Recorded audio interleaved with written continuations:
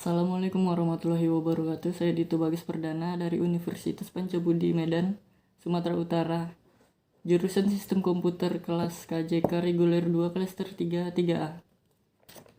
Pada video kali ini saya akan membahas tentang komputer forensik dari digital forensik.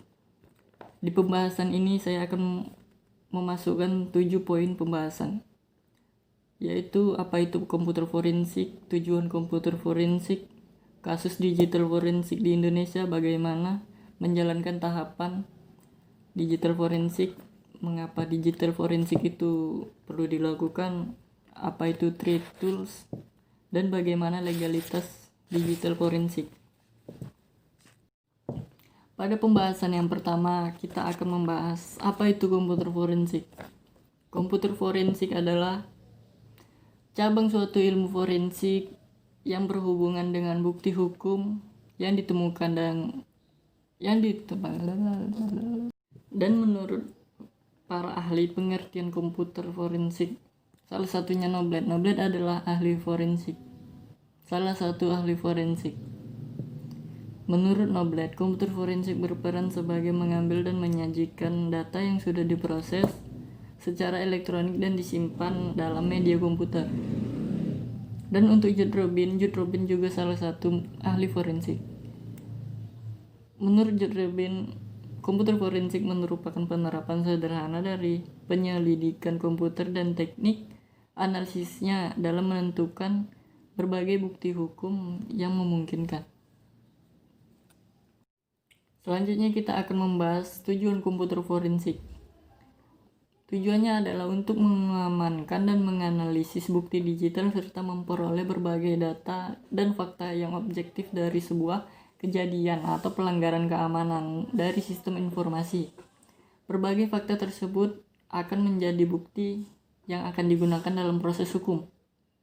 Contohnya, melalui internet forensik kita dapat mengetahui siapa-siapa saja yang mengirimkan email kepada kita, kapan dia mengirimkannya, dan di mana keberadaannya saat mengirimkan email tersebut. Dalam contoh lain, kita dapat melihat siapa pengunjung website secara lengkap dengan informasi IP address tentunya, komputer yang dipakainya, dan keberadaan serta kegiatan apa yang dilakukan pada website tersebut. Untuk contoh-contoh kasus digital forensik di Indonesia, saya mengambil beberapa contoh kasus digital forensik di Indonesia. Salah satunya adalah peretasan database anggota Polri, video jaksa yang tidak otentik dan menyalahi aturan Kapolri, serta soal bendera merah putih yang di demo FPI. Selanjutnya kita akan membahas tahapan digital forensik. Ada 4 poin yang perlu diperhatikan dalam tahapan-tahapan digital forensik. Yang pertama adalah identifikasi bukti digital, penyimpanan bukti, analisa bukti digital, dan yang terakhir presentasi. Untuk yang pertama, identifikasi bukti digital. Pada tahap ini segala bukti-bukti digital yang mendukung penyelidikan dikumpulkan. Penyelidikan dimulai dari identifikasi di mana bukti itu berada, di mana disimpan, dan bagaimana penyimpanannya untuk mempermudah penyelidikan.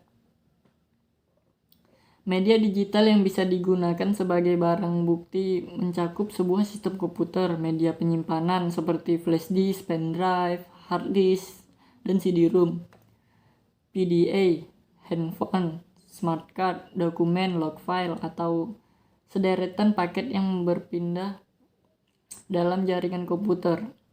Penelusuran bisa dilakukan untuk sekedar mencari ada informasi apa di sana, sampai serinci pada apa urutan peristiwanya. Yang ketiga adalah analisa bukti digital. Tahapan ini dilaksanakan dengan melakukan analisa secara mendalam terhadap bukti-bukti yang ada. Bukti yang telah didapatkan perlu dieksplor kembali dalam jumlah skenario yang berhubungan dengan tindak pengusutan, seperti siapa yang telah melakukannya, apa yang telah dilakukan, apa saja software yang digunakan, hasil proses apa saja yang dihasilkannya, dan waktu melakukannya.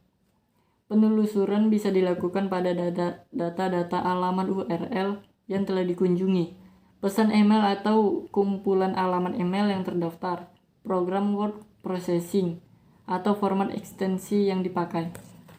Dan yang terakhir adalah presentasi. Presentasi dilakukan dengan menyajikan dan menguraikan secara detail laporan penyelidikan dengan bukti-bukti yang sudah dianalisa secara mendalam dan dapat dipertanggungjawabkan secara hukum di pengadilan.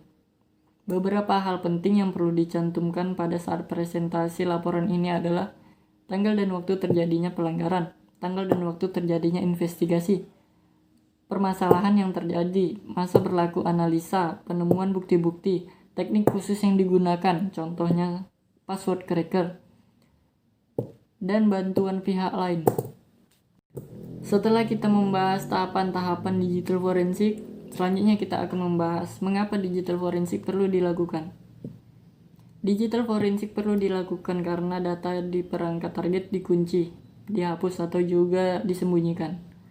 Forensik juga dapat dilakukan di sektor swasta seperti penyelidikan internal perusahaan atau in-house, atau penyelidikan instruksi. Selanjutnya kita akan membahas trace tool. Trace tool merupakan suatu praktek mencari komputer di lapangan yang bisa diprioritaskan sebagai bahan dalam penyelidikan bila barang bukti ternyata relevan dalam kejadian, maka komputer bisa dibawa ke lab dan kemudian pelaku bisa segera ditahan tanpa menunggu lama. Bila ternyata barang bukti tidak relevan, maka barang bukti komputer tidak perlu dibawa ke lab atau dibiarkan saja di tempat kejadian. Dan akhirnya sampailah kita kepada pembahasan kita yang terakhir di video ini. Bagaimana legalitas forensik? Seperti yang kita ketahui, komputer forensik merupakan salah satu cabang ilmu forensik yang memerlukan keahlian khusus dalam mencari, mengumpulkan, menganalisis bukti elektronik untuk kepentingan peradilan. Dalam pasal 5 ayat 1 Undang-Undang Informasi dan Transaksi Elektronik mengatur bahwa alat bukti elektronik yang sah yaitu informasi elektronik dan dokumen elektronik. Berdasarkan pasal 1 ayat 1 Undang-Undang Informasi dan Transaksi Elektronik adalah salah satu atau sekumpulan data elektronik, termasuk tetapi tidak terbatas pada tulisan, suara, gambar, peta, rancangan, foto elektronik, data interchange atau EDI. Sedangkan yang dimaksud dengan dokumen elektronik pada pasal 1 ayat 4 Undang-Undang Informasi dan Transaksi Elektronik yaitu setiap informasi elektronik yang dibuat.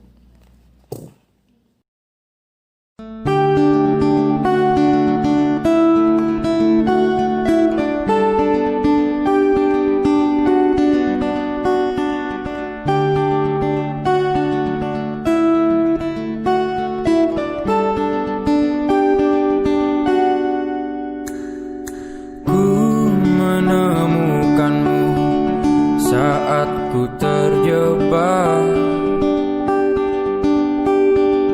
di situasi yang membuatku resah.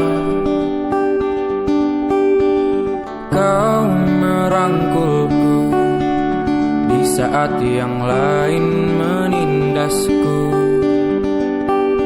Ingin rasanya aku selalu bersamamu, tapi mengapa tiba-tiba seakan kau pergi, melepas rangkulanmu dan berhenti melindungiku tanpa sebab. Mungkin alam semesta tak menerimanya, dan waktu tak memberi kesempatannya. Tapi setidaknya kau telah merubahku dari rasa menjadi luka.